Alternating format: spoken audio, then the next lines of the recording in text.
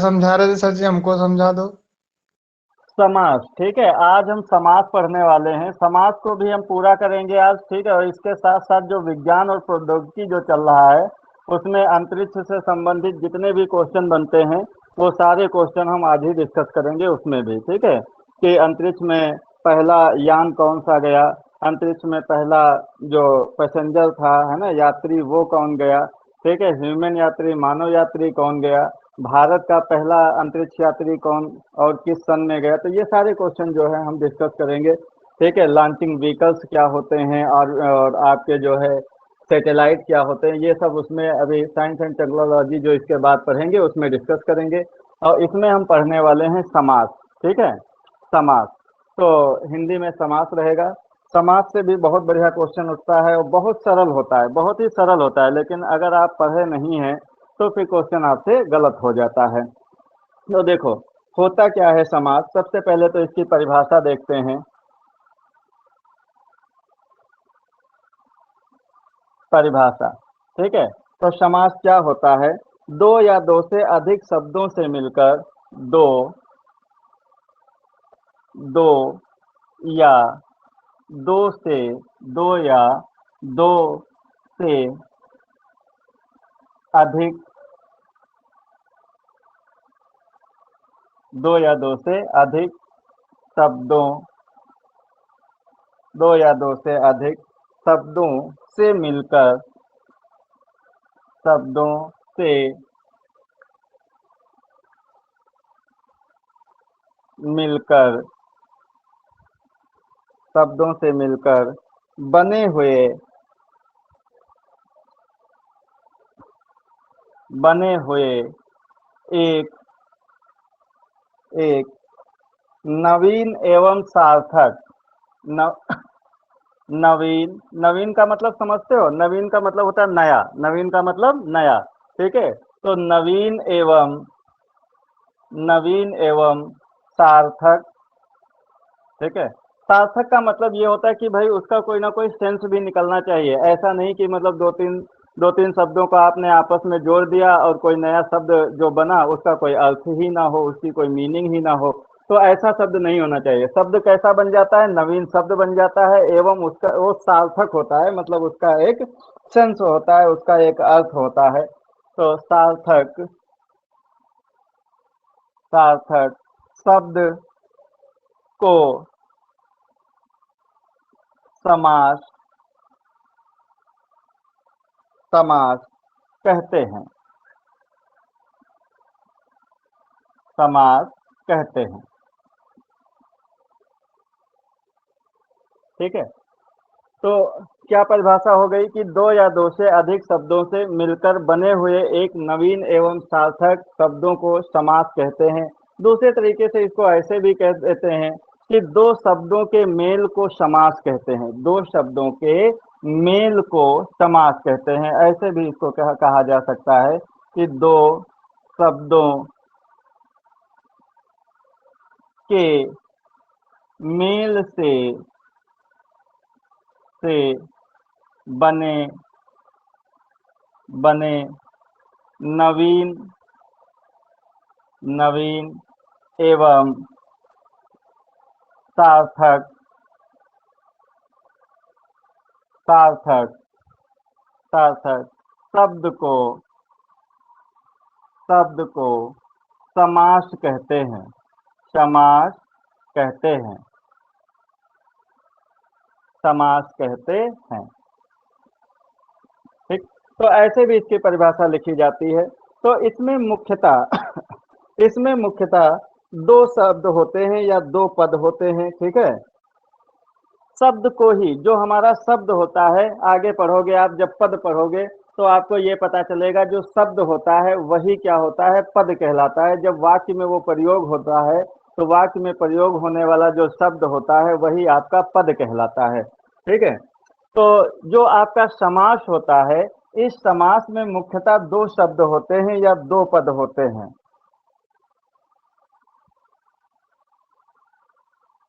समास में, समास में मुख्यतः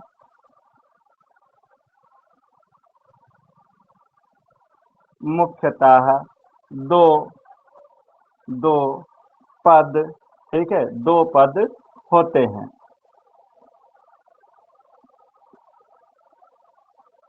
दो पद होते हैं, समास में मुख्यतः दो पद होते हैं। बताओ भाई, यहां तक बात समझ में आ गई? जब कोई दो शब्द मिल करके एक नवीन या नया सार्थक शब्द बनाते हैं तो इसी को हम क्या कहते हैं? समास कहते हैं। इसी को क्या कहते हैं? समास कहते हैं। तो समास में आपके मुख्यतः दो पद होते हैं। एक को हम कहते हैं पूर्व पद। एक को क्या कहते हैं? पूर्व पद। पूर्व पद। और दूसरे को हम कहते हैं, दूसरे को कहते हैं उत्तर पद। दूसरे को क्या कहते हैं? उत्तर पद कहते हैं। बताओ भाई, क्या इतनी बात आपको समझ में आ गई? अभी जब इसके जी सर। एग्जाम्पल करेंगे तो आपको क्लियर हो जाएगा। ठीक है, अभी सिर्फ इतना जी याद सर। रखना, दो शब्द होते हैं, दो शब्द मिल करके एक कोई नया शब्द बनता है तो इसी को हम क्या कहते हैं? समास कहते हैं। और वो जो नया पद बनता है उसको हम क्या कहते हैं? समस्त पद कहते हैं। ठीक है, तो इसमें पहला वाला जो पद होता है, ठीक है, दो शब्दों का मेल होता है, तो जो पहला पद होता है, पहले पद को हम क्या कहते हैं? पूर्व पद कहते हैं। और जो दूसरा वाला पद होता है या दूसरा जो शब्द होता है उसको हम उत्तर पद कहते हैं। इतनी बात समझ में आ गई भाई? जी सर। ठीक, तो इतना नोट कर लो। स्क्रीनशॉट का ऑप्शन है आप में, ठीक है, तो आप स्क्रीनशॉट ले लिया करो, बाद में नोट कर लिया करो, ठीक है।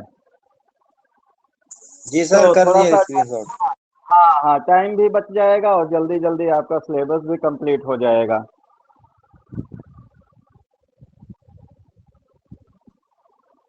हो गया सर जी। ठीक ठीक। तो समास में कितने नमस्ते। पद होते हैं? समास में कितने पद होते हैं भाई? दो सर। हाँ, दो पद होते हैं। पहले वाले पद को क्या कहते पूर्व पद।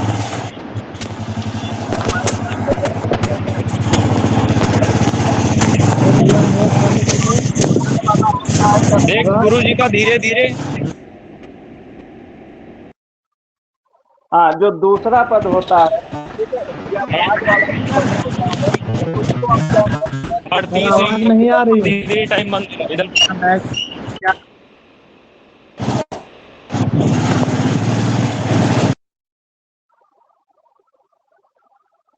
तो बाद वाले शब्द को हम क्या कहते हैं? उत्तर पद कहते हैं। पहले वाले को पूर्व पद और बाद वाले को उत्तर पद कहते हैं। ठीक है, अब देखो समास होते कितने प्रकार के हैं और उनकी क्या क्या विशेषताएं होती हैं। तो समास के भेद, समास के भेद, ठीक है, तो जो आपके समास होते हैं वो 6 प्रकार के होते हैं। समास आपके 6 प्रकार के होते हैं। देखो, पहला कौन सा होता है? तो पहला कहते हैं अवयवी भाव समास।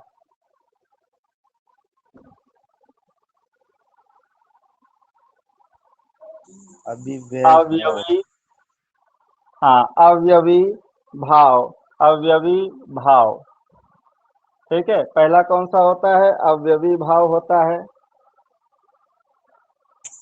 तत्पुरुष। Very good. दूसरा जो होता है वो आपका तत्पुरुष समास होता है।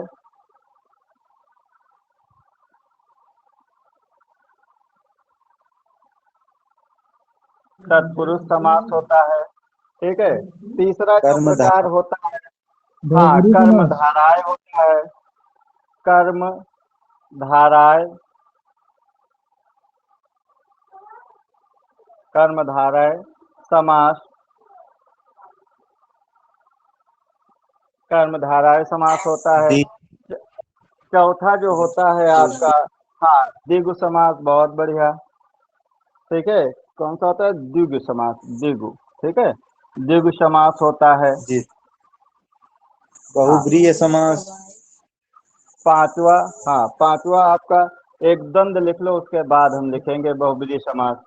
ठीक है, ये द्वंद्व समास होता है। द्वंद्व समास।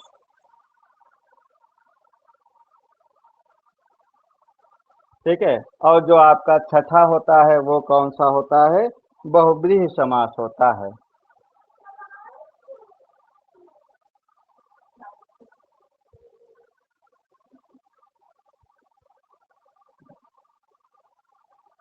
बहुब्रीहि समास होता है। ठीक है। तो पहला कौन सा होता है? अवयवी भाव समास होता है। दूसरा आपका तत्पुरुष समास है। तीसरा कर्मधारय समास है। चौथा द्विगु समास है। पांचवा द्वंद्व समास है। और छठा आपका बहुब्रीहि समास होता है। तो ये 6 प्रकार के समास होते हैं। अब देखो, हमने जो आपको इससे पहले बताया कि समास में 2 पद होते हैं। समास में 2 पद होते हैं। पहले वाले को कहते हैं पूर्व पद और दूसरे वाले को कहते हैं उत्तर पद। अब क्वेश्चन यहीं से उठना और बनना स्टार्ट हो जाता है। क्वेश्चन अगर कह दे कि वह कौन सा समास है जिसमें दोनों पद प्रधान होते हैं, जिसमें दोनों पद प्रधान होते हैं, कहने का मतलब यह है कि पूर्व पद भी प्रधान होगा और उत्तर पद भी प्रधान होगा। ठीक है। तो प्रधान का मतलब ये होता है, ठीक है, प्रधान का मतलब ये होता है जिसको हम मूल शब्द नहीं कहा करते हैं, जिसको हम मूल शब्द कहा करते हैं, ठीक है, जिस पर कि पूरा अर्थ डिपेंड करता है, उसी को हम कहते हैं प्रधान पद। तो इसमें क्या होता है, कह दे कि ऐसा कौन सा समास है जिसमें दोनों पद प्रधान होते हैं। तो दोनों पद किसमें प्रधान होते हैं? जो आपका द्वंद्व समास होता है इसमें दोनों पद प्रधान होते हैं। इसमें दोनों पद प्रधान होते हैं, दोनों पद प्रधान होते हैं। ठीक है।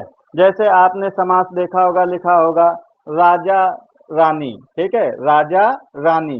तो इसका मतलब क्या होता है कि राजा और रानी, राजा और रानी, है ना। या राजा और रंक लिखा होता है, राजा रंक लिख दिए, इसका मतलब क्या है? राजा और रंक। ठीक। तो इसमें देखो जो आपका, तो जहां पर भी और लगा होता है द्वंद्व समास, जहां पर और लगा होता है, या संस्कृत में इसको चा कहते हैं, तो जहां पर क्या लगा हो, और लगा हो, या फिर दोनों के बीच में इस प्रकार का डेश लगा हो, दोनों शब्दों के बीच में इस प्रकार का डेश लगा हो, तो वहां पर क्या होता है? द्वंद्व समास होता है। ठीक। जैसे एग्जाम्पल हमने आपको बताया राजा और रानी, तो इसमें राजा भी प्रधान है और रानी भी प्रधान है। ठीक है।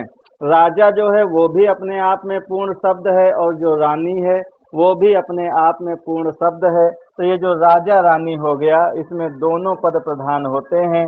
और ये किस समास के अंतर्गत आता है? तो आपका द्वंद्व समास के अंतर्गत आता है। बताओ भाई, इतनी बात समझ में आ गई?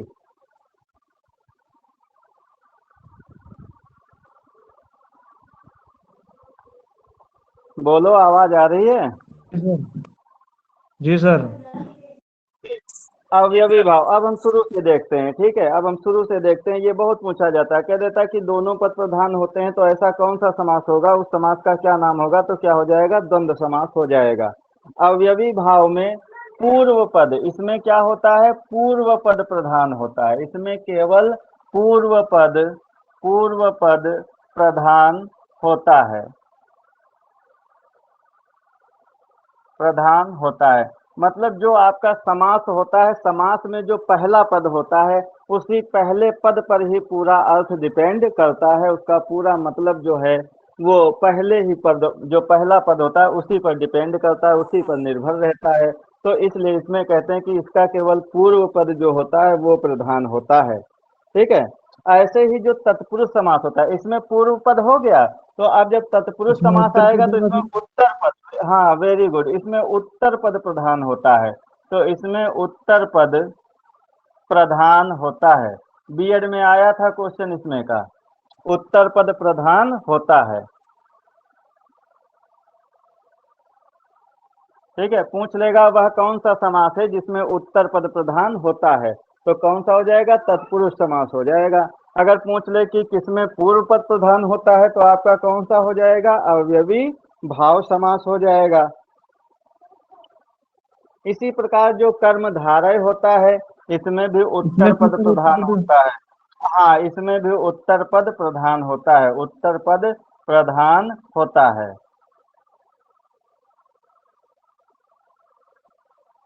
उत्तर पद प्रधान होता है, ठीक है।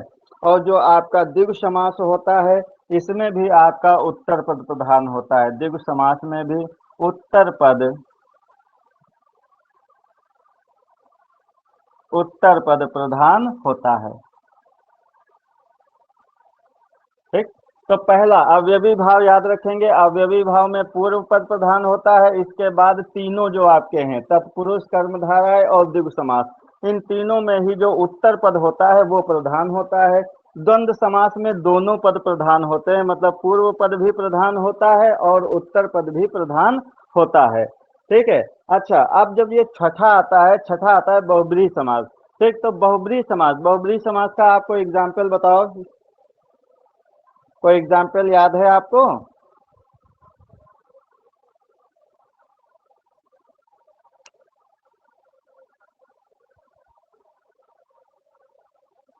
जैसे दशानन, क्या कहते हैं? दशानन, है ना। तो जो दशानन होता है, दशानन का मतलब होता है कि 10 हैं आनंद जिसके, 10 हैं आनंद जिसके, आनंद का मतलब होता है मुख, ठीक है। तो ऐसा व्यक्ति जिसके कितने मुख हैं? 10 मुख हैं। तो 10 मुख किसके होते हैं? रावण के माना जाता है कि उसके जो है 10 मुख हुआ करते थे, है ना।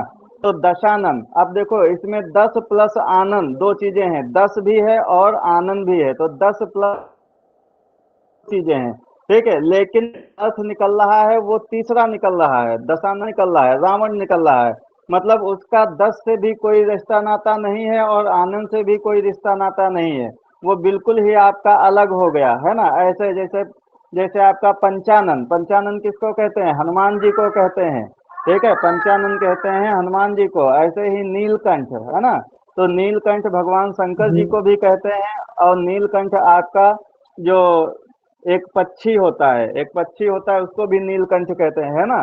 तो शब्द कुछ और है लेकिन उसका अर्थ कुछ और ही निकल रहा है, ठीक है। तो इसीलिए कहते हैं कि इसमें जो है बहुब्रीहि समास में इसमें कोई भी पद प्रधान नहीं होता है, मतलब ना तो पूर्व पद प्रधान होता है और ना ही उत्तर पद प्रधान होते हैं। तो इसमें हम लिख देंगे दोनों पद अप्रधान होते हैं, दोनों पद अप्रधान होते हैं, दोनों पद अप्रधान होते हैं, क्योंकि दोनों ही शब्दों से मिलकर एक तीसरा शब्द निकलता है, दोनों ही शब्दों को मिला करके एक तीसरा शब्द बनता है, ठीक है। तो उसमें दोनों ही शब्दों का कोई भी रूप देखने को नहीं मिलता है, इसलिए दोनों पद आपके अप्रधान होते हैं। बताओ भाई, यहाँ तक बात समझ में आ गई? जी सर। इतना नोट कर लो फिर आगे बढ़ें। इसमें किसी में डाउट हो तो पूछ लो, बाकी आगे हम एग्जाम्पल करेंगे तो वहां पे हम इनको और अच्छे से समझेंगे। सर बहुब्रीहि समास में वो दिया हुआ है, हाँ, बहुब्रीहि समास में पूर्व प्रधान दिया है गुरुजी। नहीं, बहुब्रीहि समास पद में कोई भी हाँ, कोई भी पद प्रधान नहीं होता है। कौन सी बुक देख रहे हो तुम? ये गुरुजी 10 की है, इसमें डाउट भी दिया है, दो लिखे हैं इसमें, पद प्रधान और पूर्व हाँ प्रधान। हाँ हाँ, नहीं तो वो नहीं, ठीक है, इसमें कोई भी पद प्रधान नहीं होता है। आप कोई भी कंपटीशन की बुक उठाएंगे, ठीक है, थोड़ा स्टैंडर्ड लेवल की, इसीलिए स्टैंडर्ड लेवल की बुक उठाया करो ताकि गलतियां ना हो। एक बार अगर गलती वाला शब्द पढ़ लेते हो तो उसको मतलब सही कर पाना बहुत मुश्किल पड़ जाता है। जी गुरुजी, ठीक। हाँ, बिल्कुल विश्वास रखें, जो आप पढ़ रहे हैं वो एकदम सही पढ़ेंगे। अगर कुछ भी गलती होगी तो उसको हम सही करवा दिया करेंगे, ठीक है, लेकिन गलती होने के चांसेस हैं नहीं। गलती नोट हो तब गया सर ज्यादा जी। होती है, हाँ, जब हम जल्दी जल्दी में चीजों को पढ़ते हैं तो गलतियां हो जाती हैं, ठीक है। अच्छा, एक चीज और हम आपको बता दें कि जब हम आपको अव्यय पढ़ा रहे थे तो उसमें जो एग्जाम्पल हमने आपको बताए थे, जैसे लक्ष्मण भी जा रहा है, ठीक है, सीता भी जा रही है, ये जो एग्जाम्पल हमने आपको बताए थे तो उसमें वो जो भी शब्द आ रहा था तो हम ये सिर्फ आपको दिखाने के लिए उनको बताए थे कि वो जो भी है वो बदलता नहीं है, मतलब इसी की तरह अन्य शब्द भी होते हैं जो बदलते नहीं है, लेकिन वहाँ पर जो भी है वो अव्यय नहीं है, उसको अव्यय ना समझ लेना। क्योंकि हाँ, एक वीडियो देख रहे थे एक महाशय, तो उन्होंने ये चीज़ बताई कि मतलब ये अव्यय नहीं है, तो उनको हमने बताया ये अव्यय नहीं है, ये निपात है। हमने सिर्फ वहाँ पर आपको एग्जाम्पल बताया वो है निपात कि है ना मतलब वो। ऐसे, हाँ वो निपात हैं। ठीक है, हमने सिर्फ आपको ये बताने के लिए वो एग्जाम्पल दिए थे कि आप वहाँ पे ये समझ लें कि कुछ ऐसे भी शब्द सर होते आप हैं लिख जो दिया मैं मतलब तभी तो समझ अक्षरों गया को, ना वो। हाँ हाँ हाँ ठीक है, बदलते नहीं है। ठीक है, तो इतना समझ में आ गया भाई। यहाँ से कोई ना कोई क्वेश्चन उठता जरूर है, यहाँ से भी क्वेश्चन उठता है, इसलिए ये लिखा दिए हैं। ठीक है, मिटा दें।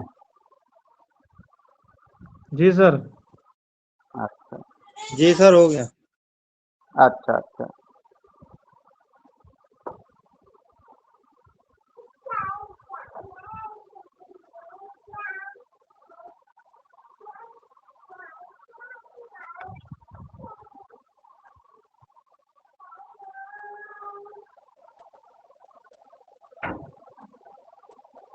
तो जो अविभाव समास होता है, जो हमने आपको उपसर्ग बताए थे, जब उस उपसर्ग हमने आपको बताया था तो उसमें कहा था कि कुछ ऐसे शब्दांश होते हैं या शब्द समूह होता है जो क्या करता है, मूल शब्द के पहले जुड़ जाता है, मूल शब्द के पहले जुड़ जाता है और एक नया शब्द बना लेता है। तो ऐसे ही शब्दांश को हम उपसर्ग कहते हैं। उपसर्ग कहाँ होता है?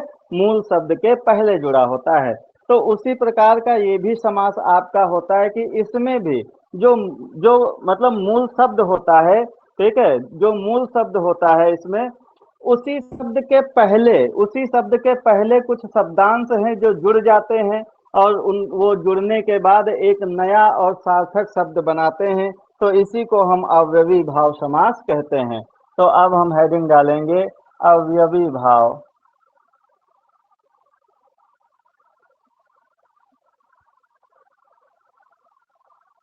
अवयवी भाव समास। अवयवी भाव समास। ठीक है, तो इसकी पहचान देखो, पहचान इसकी क्या होती है। तो इसमें जो आपका पहला पद होता है, पहला पद, जो आपका पहला पद होगा, ठीक है, वो आपका या तो सर अनु अव्यवी हो की तरह याद नहीं।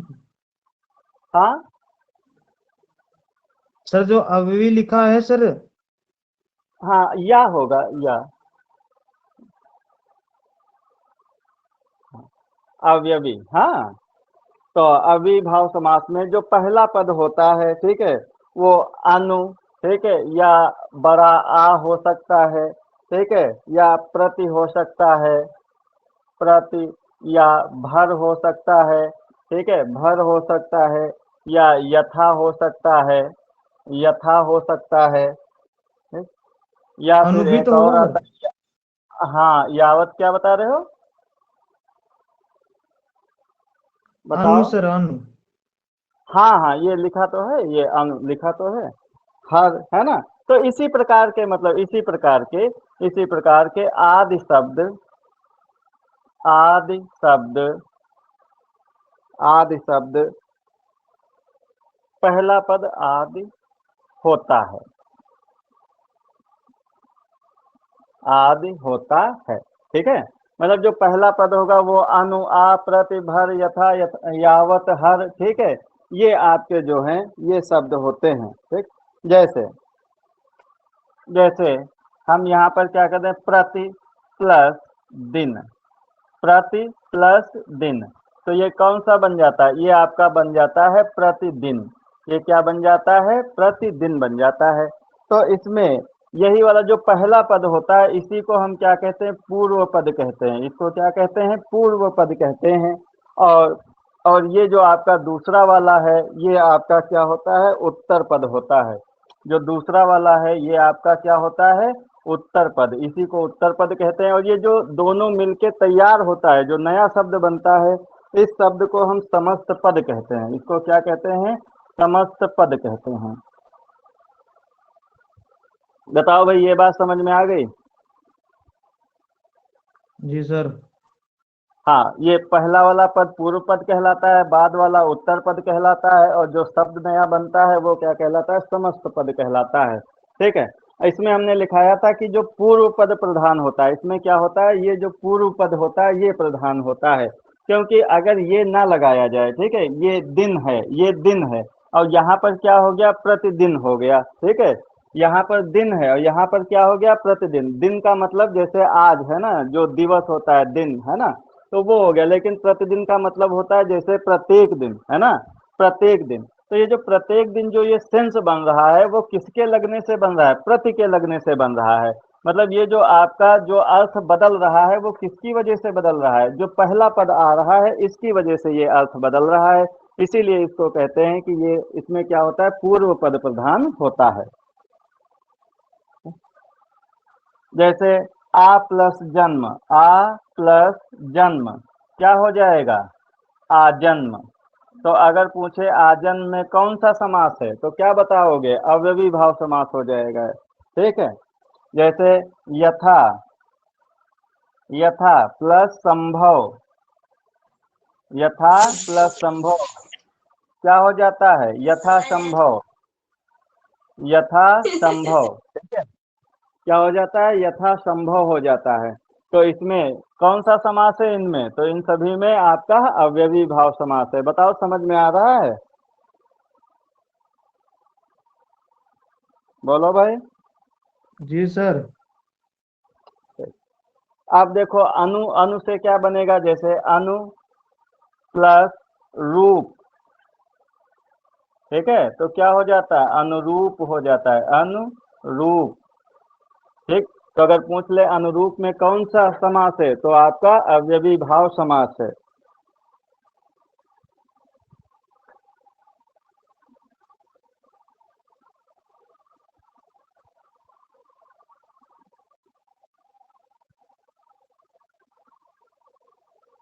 नोट कर लो।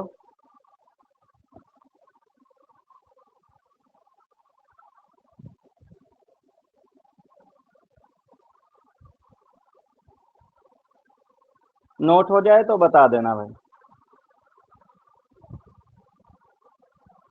हो गया सर। ठीक है। ठीक।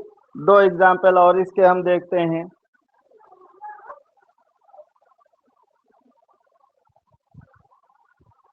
देखो, प्रति प्लस कुल, तो ये क्या हो जाएगा? प्रतिकूल हो जाएगा। तो अगर पूछ ले प्रतिकूल में कौन सा समास है तो आपका कौन सा समास हो जाता है? अव्यवी भाव समास हो जाता है। एक चीज और याद रखना कि अगर कोई शब्द दो बार आ जाए, कोई शब्द दो बार आ जाए, उसकी पुनरावृत्ति हो जाए, मतलब पूर्व पद भी वही हो और उत्तर पद भी वही हो, पूर्व पद भी आपका वही हो और उत्तर पद भी आपका वही हो, उत्तर पद भी वही हो, तो इसमें भी अवयवी भाव समास होता है, अवयवी भाव समास होता है। जैसे हाथ प्लस हाथ, हाथ प्लस हाथ, तो इसका क्या हो जाता है? हाथों हाथ। क्या हो जाता है इसका? हाथों, हाथों हाथ। ठीक है। हाथ प्लस हाथ क्या हो जाता है? हाथों हाथ हो जाता है। तो अगर कहीं पर एक ही शब्द दो बार आए, एक ही शब्द बार बार आए, मतलब पहला पद भी वही हो, पूर्व पद भी वही हो और उत्तर पद भी वही हो, तो जो समास होगा वो कौन सा होगा? अव्यवी भाव समास होता है। ठीक। नोट करके चाहो तो लिख लो। यदि पूर्व पद,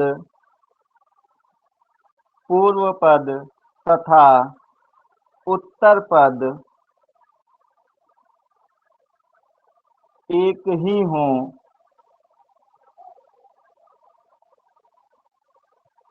अर्थात शब्दों की, शब्दों की पुनरावृत्ति, पुनरावृत्ति हुई हो तो वहाँ, तो वहाँ अवयवी भाव समास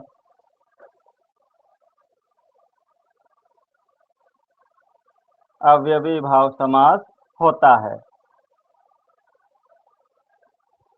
अवयवी भाव समास होता है।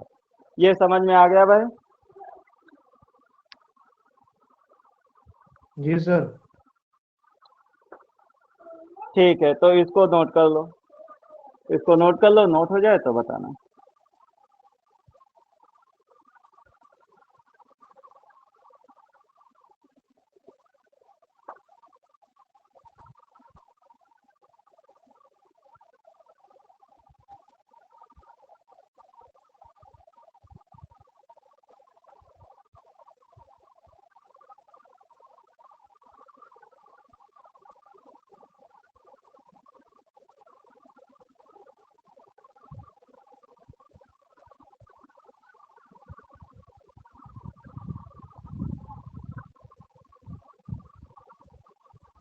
नोट हो गया सर जी।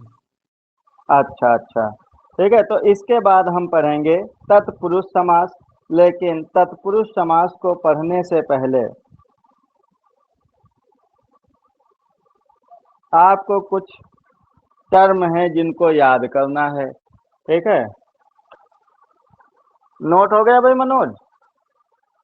मिटा दें? जी सर। हाँ।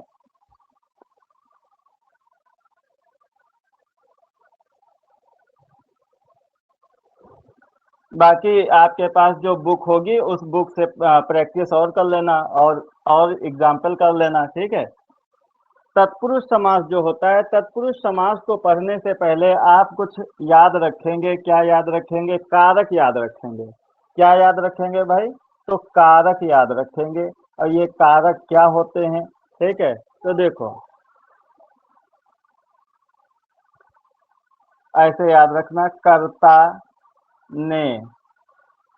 ठीक है, कर्ता ने कर्म को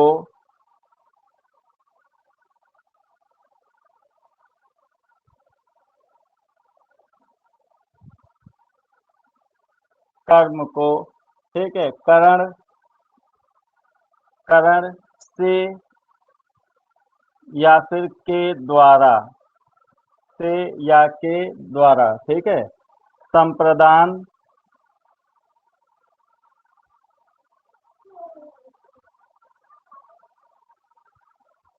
संप्रदान के लिए।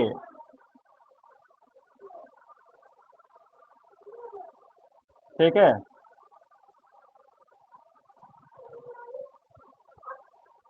अपादान अपादान। ठीक है, से, ये भी से होता है लेकिन अलग होने के अर्थ में। यहाँ लिख लेना, अलग अलग होने के अर्थ में। ये बताएंगे, फिर इसको एक्सप्लेन करेंगे। ठीक है, फिर एक आता है, कर्ता ने कर्म को करण से के द्वारा संप्रदान के लिए, है ना, अपादान से अलग होने में। संबंध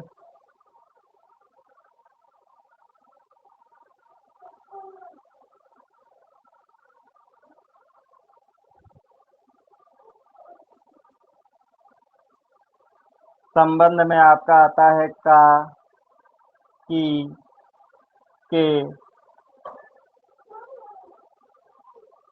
का, की, के, रा, री, रे। ठीक है, ना, नी, ने। ठीक है, ये सब किस में आता है? ये सब संबंध में आता है, संबंध कारक में आता है। ठीक है,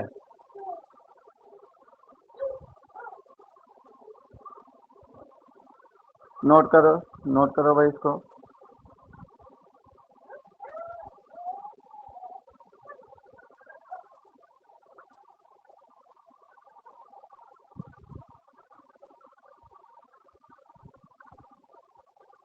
अधिकरण अधिकरण होता है में, पे, पर। ठीक है, में, पे, पर, ये किस में आता है? अधिकरण में आता है।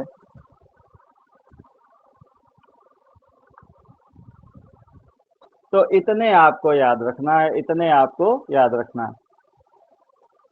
ठीक है, ये जो आपका होता है ये प्रथमा विभक्ति होती है। अगर विभक्ति की बात करें तो ये प्रथमा होती है, ये आपकी द्वितीया होती है, ये आपकी तृतीया होती है, तृतीया विभक्ति होती है। ठीक है, ये आपकी चतुर्थी विभक्ति हो जाती है, ये आपकी पंचमी हो जाती है, ये संबंध वाली आपकी षष्ठी होती है, षष्ठी विभक्ति। ठीक है, और ये आपकी सप्तमी विभक्ति होती है, सप्तमी विभक्ति होती है। ठीक है, तो ये नोट कर लो, ये आपको याद करना है। कैसे याद करना है? कर्ता ने कर्म को करण से के द्वारा संप्रदान के लिए अपादान से अलग होने में। ठीक है, संबंध काकी के रारी रे नानी ने। ठीक है, और अधिकरण में पे पर।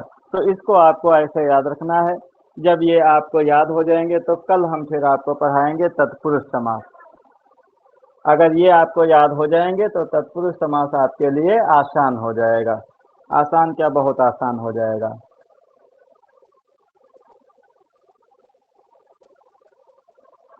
नोट हो जाए तो बता देना।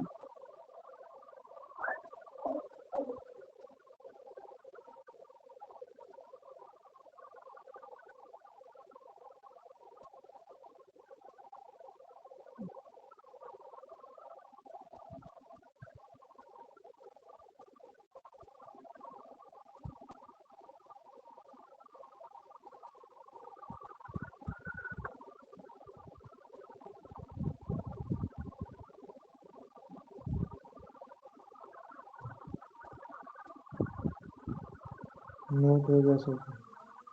ठीक है,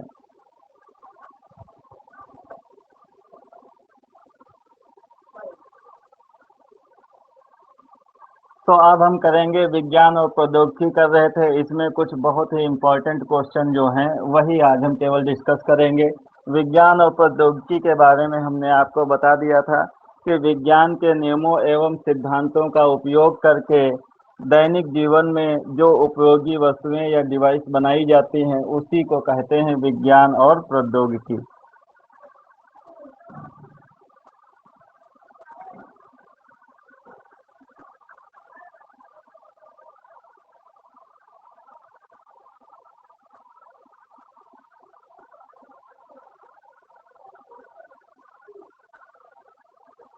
विज्ञान और प्रौद्योगिकी। ठीक है, तो इसमें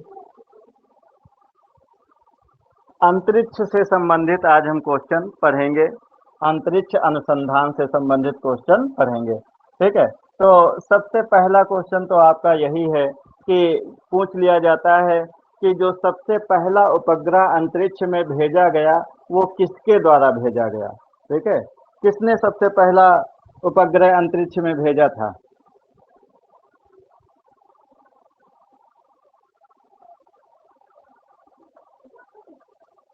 याद है?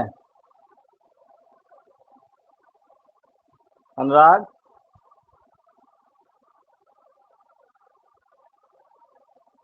पहला उपग्रह किसने भेजा था? सर नहीं पता सर। रूस ने, है ना। उस समय ये सोवियत संघ हुआ करता था। सोवियत संघ का मतलब उस समय बहुत सारे इसमें और भी देश थे जो अलग हो गए हैं। जैसे जैसे आपका यूक्रेन वगैरह क्या हो गया, रूस से अलग हो गया ना। तो पहले ये बहुत बड़ा संघ हुआ करता था, तो इसको सोवियत संघ कहा करते थे। तो उसी ने सबसे पहला अपना अंतरिक्ष यान भेजा था अंतरिक्ष में। ठीक है, कब भेजा था? 1957 में। 1957 में भेजा था। क्या नाम था इसका? तो स्पुतनिक। स्पुतनिक वैक्सीन आई है, स्पुतनिक जानते हो ना।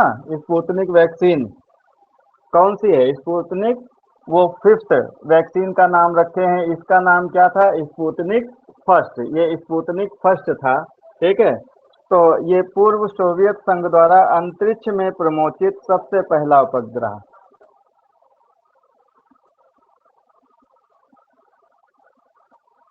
सोवियत संघ द्वारा भेजा गया है ना, विश्व का प्रथम उपग्रह, विश्व का प्रथम उपग्रह या यान। ठीक है, तो ये सबसे पहला यान था, सबसे पहला ये यान था जिसको कि भेजा था किसने? रूस ने। अच्छा, अब जब कोविड का दौर चला तो इसने एक वैक्सीन डेवलप कर ली, और वैक्सीन सबसे पहले इसका तो दावा यही था कि विश्व में कोविड की सबसे पहली वैक्सीन जो है वो रूस के द्वारा बनाई गई। तो इनका जो यान था उसका नाम क्या था? स्पुतनिक फर्स्ट था, क्योंकि ये भी सबसे पहला था, है ना। तो इसीलिए उसका नाम क्या रख दिए? ये स्पुतनिक फिफ्थ रख दिए। जो वैक्सीन, जो इनके द्वारा जो वैक्सीन बनाई गई कोविड की, तो उसका नाम रख दिए स्पुतनिक फिफ्थ। ठीक है, ये समझ में आ गया भाई। फिर उसके बाद देखो 1957 की ही एक घटना है, 1957 की ही एक और घटना है। ठीक है, जब रूस ने क्या किया? स्पुतनिक स्पुतनिक स्पुतनिक द्वितीय स्पुतनिक स्पुतनिक स्पुतनिक द्वितीय नाम का एक और यान भेजा अंतरिक्ष में। और इसमें जो आप जानते हैं कि जो लाइका नाम की जो कुत्ता था, लाइका नाम की जो कुतिया थी, है ना, जिसको कि प्रथम अंतरिक्ष यात्री माना जाता है, तो लाइका को इसमें भेजा गया।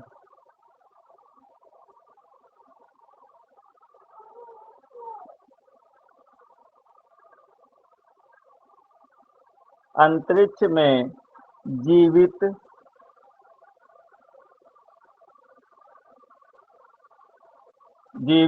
कुत्ता लाइका को भेजा गया, लेकिन इनके पास तब उसको वापस लाने की टेक्नोलॉजी नहीं हुआ करती थी। तो ये जो कुत्ता है वो वहीं जो है मतलब वहीं अंतरिक्ष में घूमते घूमते इसने अपना दम तोड़ दिया। तो विश्व के जो भी आपके एनिमल प्रेमी थे या जो पशु प्रेमी थे, उन्होंने इस पर बहुत सारे कटाक्ष भी किए, और काफ़ी जो है रूस को शर्मिंदगी महसूस करनी पड़ी। 1957 है ना, ये 57 की बात है। उसके बाद 1961, बीच में भी कई सारी घटनाएं हुई, लेकिन 1961 में एक आपका यान था जिसका नाम था ओस्टाक फर्स्ट। ठीक है, तो इसमें कौन गए थे? प्रथम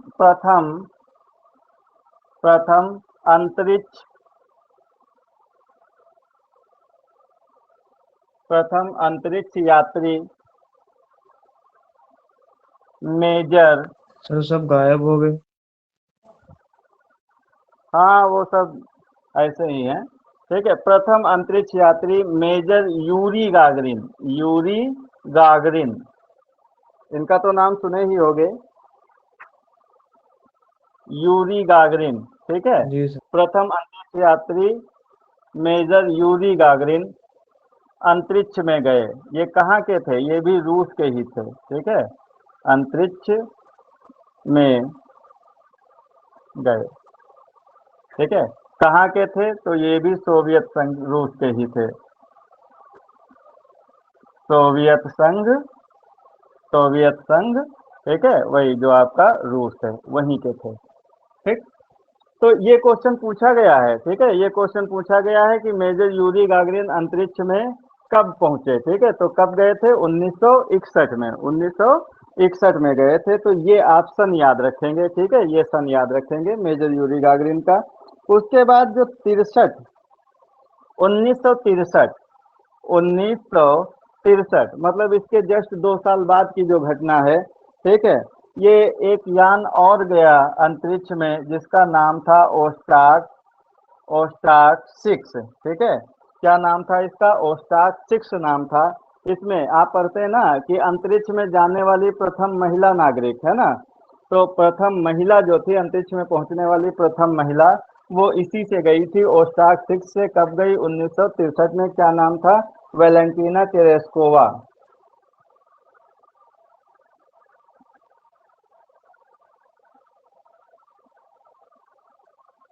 सर ये पहले मतलब महिला थी सर। हाँ, पहले, विश्व की पहली। ये सब विश्व के हो रहे हैं पहले, है ना? हाँ, अंतरिक्ष में पहुंचने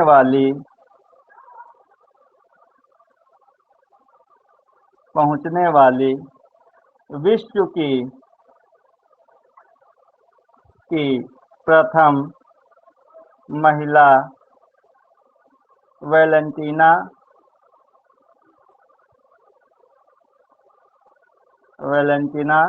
तेरेस्कोवा।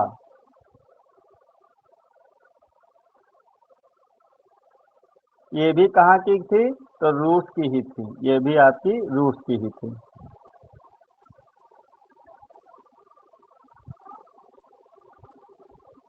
इतना नोट कर लो, फिर आगे बताएं।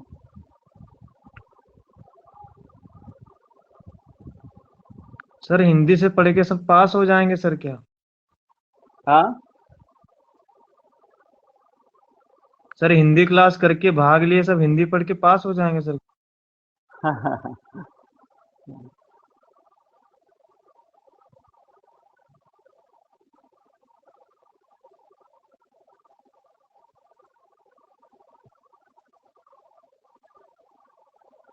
वही एक कहावत नहीं है, वो काशी वाली, है ना?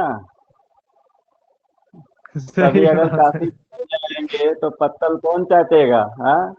तो अगर ऐसे ही ना हो तो सभी नौकरी ही ना करें। हाँ भाई, ये जो भीड़ सही बात होती है, सर। आप देखिए कि हाँ, 17-18 लाख लोग फॉर्म डालते हैं, उसमें से कहीं 1600-1700 लोग जो है सफल होते हैं।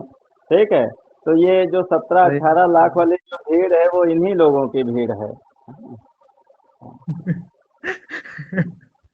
सही बात है जी। नोट हो गया सर जी। हाँ, तो ये 1963 की घटना है। ये सन पूछा जाता है अनुराग, इसको याद रखना, ठीक है? हाँ, ये तो अभी नहीं पूछा गया है, ये ठीक। 1961 वाला पूछा गया है, और अपना राकेश शर्मा वाला पूछा जाता है। ठीक है? राकेश शर्मा कब गए थे? 1984 में गए थे। तो 1984 की 3 घटनाएं हम आपको बताएंगे जो अक्सर पूछी जाती हैं। ठीक?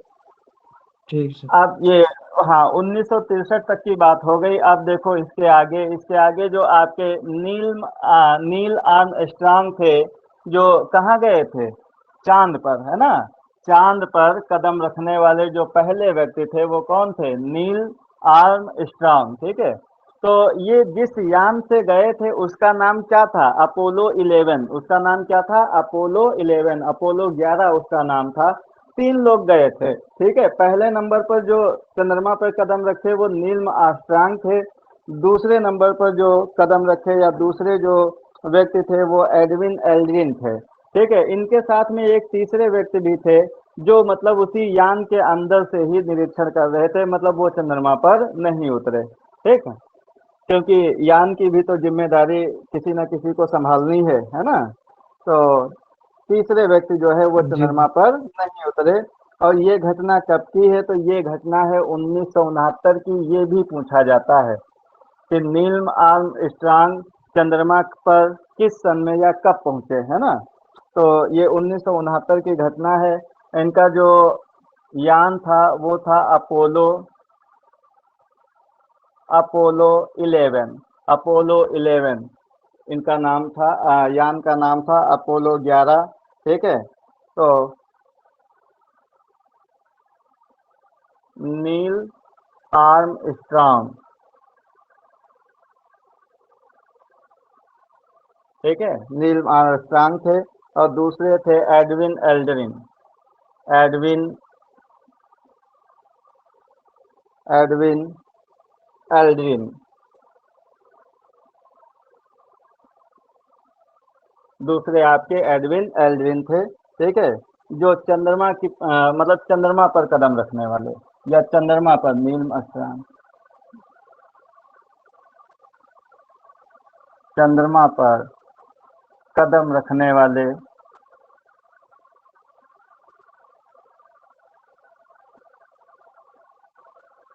प्रथम व्यक्ति। ठीक है।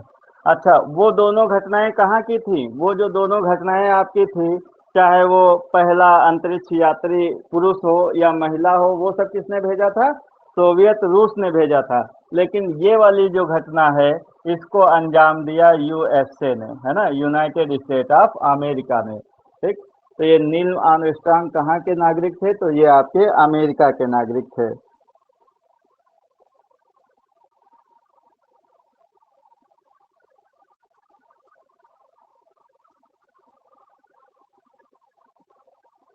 यहाँ तक समझ में आ गया? जी सर। हाँ। अब देखो, अब भारत का देखो भाई, भारत का क्या स्थान है ना?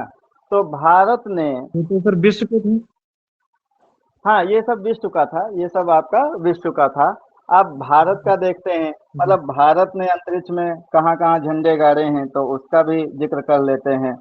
तो 1963 में, ठीक है, 1963 में एक आपका, मतलब भारत का पहला साउंडिंग रॉकेट, 1963 भारत का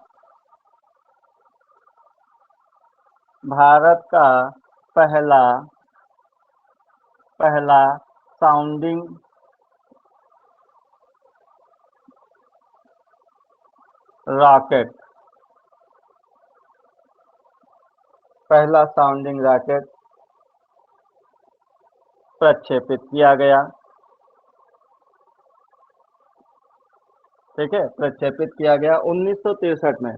1963 में भारत का पहला साउंडिंग रॉकेट प्रक्षेपित किया गया। ठीक है, और यही 1963 की ही घटना है। 1963 में उसने क्या किया था? रूस ने अपनी पहली महिला नागरिक वेलेंटीना तेरेस्कोवा को 1963 में कहाँ भेज दिया था? अंतरिक्ष में। तब हमारे भारत ने 1963 में क्या किया? भारत ने अपना पहला साउंडिंग रॉकेट प्रक्षेपित किया। कहाँ से प्रक्षेपित किया? तो ये आपका, हाँ, इसका नाम क्या था? साउंडिंग रॉकेट, इसका जो नाम था वो था नाइक एपास। ये सब ग्रुप डी जो है उसमें ये क्वेश्चन पूछा जाता है, ये सब क्वेश्चन उसमें ज़्यादा पूछे जाते हैं, नाइक एपास। लेकिन ये जो नाइक एपास था, ये भारत के द्वारा निर्मित नहीं था। ठीक है, इसको किसने निर्मित किया था? कहाँ का ये बना था? तो ये अमेरिका के द्वारा निर्मित था। अमेरिका मतलब यूएसए, अमेरिका निर्मित था, अमेरिका के द्वारा ये बनाया गया था। ठीक है, ये अमेरिका के द्वारा बनाया गया था। कहाँ से इसका प्रक्षेपण किया गया था?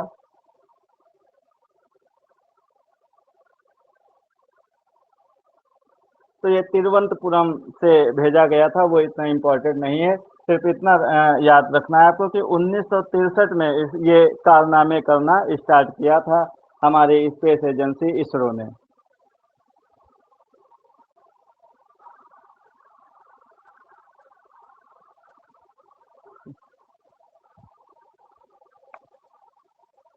उसके बाद 1975 में क्या हुआ? भारत का पहला स्वदेशी उपग्रह, भारत का पहला स्वदेशी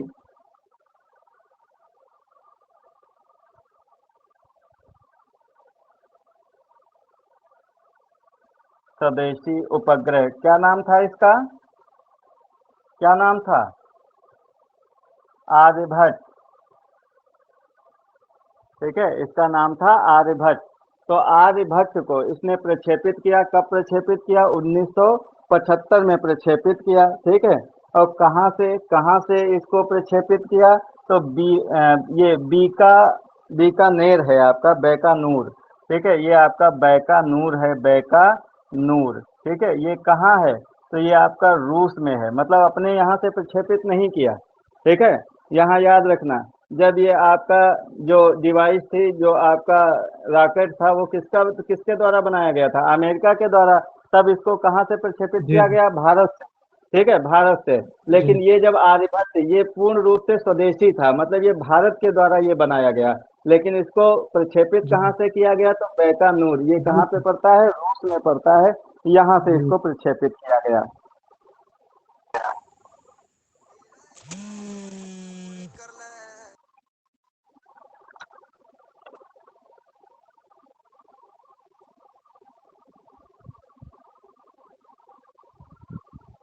ठीक, मिटा दें इसको।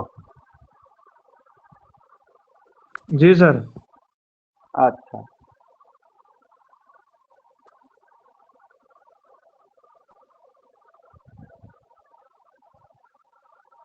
आप देखो भाई, 1984 की घटना, 1984, ठीक है। तो 1984 में 3 घटनाएं हुई।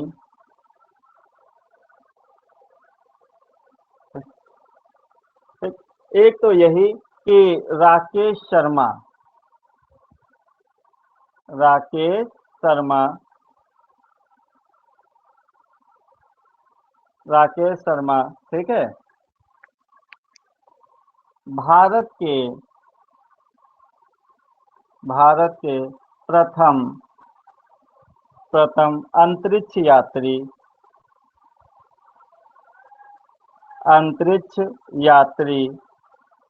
बने।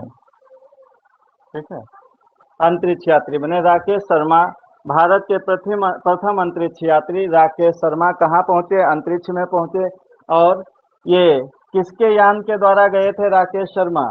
ठीक है, तो ये जो राकेश शर्मा जिस यान से गए थे उसका नाम था Soyuz T2। Soyuz T2, T2 ये नाम था। और ये कहाँ का था? तो ये भी वही आपका सोवियत संघ रूस का था, सोवियत संघ, है ना, सोवियत संघ, ये भी आपका रूस का ही था। इनके साथ 2 रूसी नागरिक भी गए थे, तो ये कुल मिला के 3 लोग गए थे। ठीक है, मतलब रूस के यान से गए थे जिसका नाम था सोयुज T2। तो ये क्वेश्चन भी पूछ लेता है कि राकेश शर्मा कब अंतरिक्ष में पहुंचे थे? 1984 में गए थे। किसके द्वारा, किस यान के द्वारा गए थे? तो सोयुज T2, सोयुज T2 यान के द्वारा गए थे। बताओ भाई, ये समझ में आ गया इतना? जी सर। एक और घटना हुई थी, अच्छा, यहीं पर इंदिरा गांधी ने जब फोन पर इनसे बात की, राकेश शर्मा से, इंदिरा गांधी उस समय वर्तमान, मतलब उस समय की जो है प्रधानमंत्री थी, तो उन्होंने जब बात की और पूछा कि अंतरिक्ष पे भारत कैसा लगता है, तो इनका जो जवाब था वो ये था, सारे जहां से अच्छा, है ना। क्या जवाब था? सारे जहां से अच्छा। ठीक है, ये चीज। दूसरी जो घटना हुई वो आप जानते हैं कि 1984 में एक भोपाल गैस त्रासदी हुई थी। भोपाल गैस त्रासदी, ये भी बहुत पूछा जाता है। ठीक है, ये भोपाल में एक यूनियन कार्बाइड नाम की फैक्ट्री थी। कौन सी? यूनियन कार्बाइड, यूनियन कार्बाइड नाम की एक फैक्ट्री थी। ठीक है, इससे मिथाइल आइसोसाइनेट, मिथाइल, सर ये क्वेश्चन बहुत पूछा जाता है सर। बहुत क्वेश्चन पूछा जाता है, किस गैस का रिसाव हुआ था? तो मिथाइल आइसोसाइनेट नाम की गैस थी। ठीक है, मिथाइल आइसोसाइनेट नाम की गैस थी, इसी का रिसाव हुआ था जिसमें काफी लोग मर गए थे। ठीक है, ये भी अमेरिका की शायद ये कंपनी थी, ये जो आपकी यूनियन कार्बाइड थी, ये खाद्य वगैरह से, खाद वगैरह बनाती थी कुछ। ठीक है, एक तो ये घटना हुई। और एक और घटना हुई कि 1984 में ही आप जानते हैं कि इंदिरा गांधी जी की हत्या कर दी गई थी।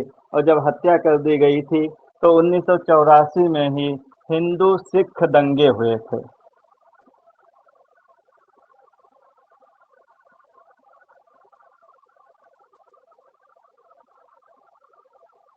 हिंदू सिख दंगे, है ना, ये हुए थे। ठीक है, इंदिरा गांधी जी की हत्या पर, इंदिरा तो ये भी अपने आप में बहुत दुखद घटना है।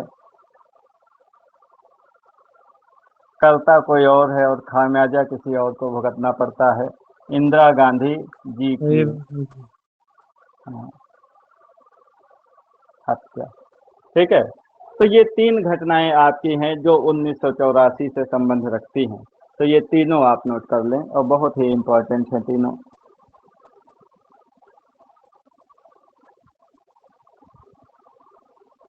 सर उसमें सर क्वेश्चन अगर आया सर सारे जहां से अच्छा तो पूछेगा कि मतलब किसने मतलब बोला था। नहीं, नारा तो उन्होंने दिया था। कौन थे, राम प्रसाद बिस्मिल। जी सर। हाँ, वो नारा तो उसने दिया था। मतलब ये पूछ सकते हैं कि जब मतलब इंदिरा गांधी जी ने राकेश शर्मा जी से फोन पर बात की तो उनका क्या जवाब था, है ना। तो अच्छा उनका अच्छा, ये ठीक जवाब ठीक था, सर सर। सारे जहां से अच्छा। हाँ ठीक ठीक सर।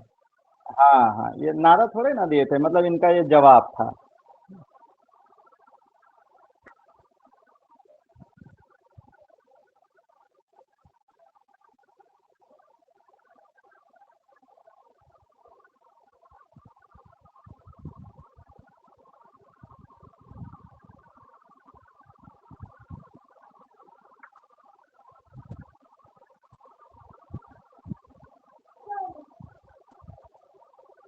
नोट हो गया सर।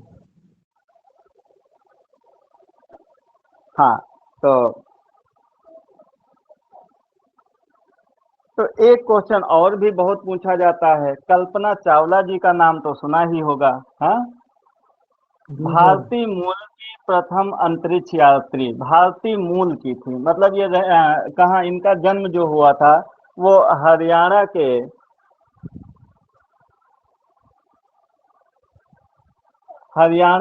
कहाँ हुआ था इनका जन्म, कल्पना जी का।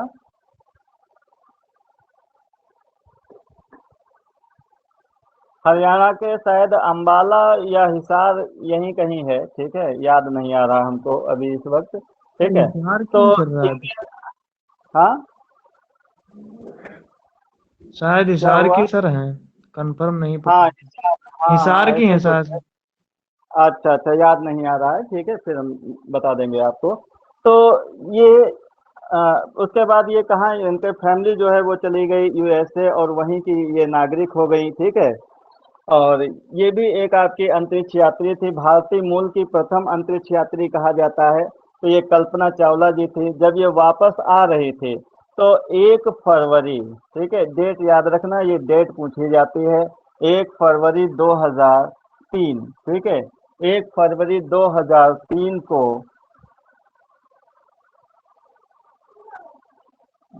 1 फरवरी 2003, ठीक है। तो ये कल्पना चावला भारतीय मूल की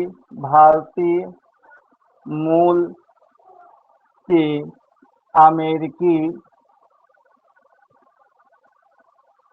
अमेरिकी नागरिक अमेरिकी नागरिक कल्पना चावला,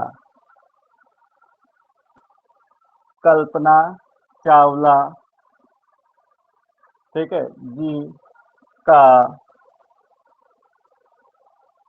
अंतरिक्ष यान, क्या नाम था इसका, ये भी बहुत पूछा जाता है।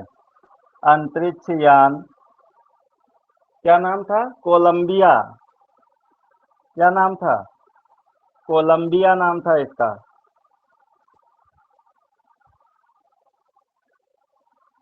दुर्घटनाग्रस्त हो गया, दुर्घटनाग्रस्त हो गया, जिसमें इनकी मृत्यु हो गई,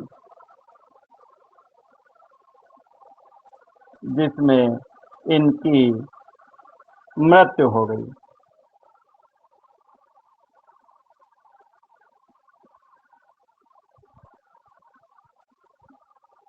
ठीक है, तो यहाँ से एक तो ये डेट पूछी जाती है। ठीक है, एक ये आपकी डेट पूछी जाती है और दूसरा ये पूछा जाता है इनके अंतरिक्ष यान का नाम। तो क्या था, कोलंबिया नाम था इनके अंतरिक्ष यान का।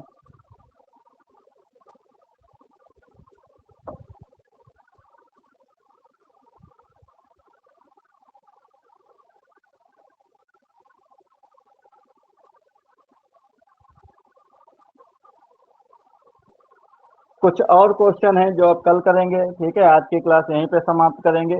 एक क्वेश्चन और नोट कर लेना, ठीक है। एक क्वेश्चन और बहुत पूछा जाता है कि भारत का पहला सुपर कंप्यूटर, तो भारत का पहला सुपर कंप्यूटर क्या नाम था इसका?